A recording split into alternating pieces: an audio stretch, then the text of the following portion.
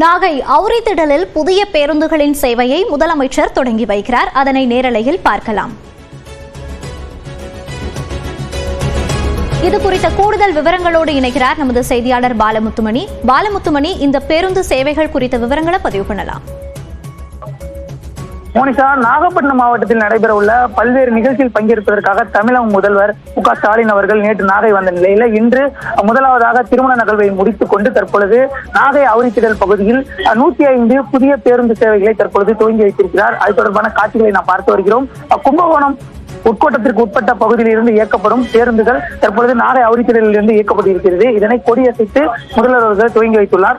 அதாவது 54 புதிய நகர பேருந்துகள், அதாவது மகளிர் பயணமில்லா கட்டணம் மேற்கொள்ளக்கூடிய அந்த பேருந்து, அது மட்டுமின்றி 51 புதிய புறநகர் பேருந்து என மொத்தம் 105 பேருந்துகளானது தற்பொழுது இயக்கம் செய்யப்பட்டுள்ளது.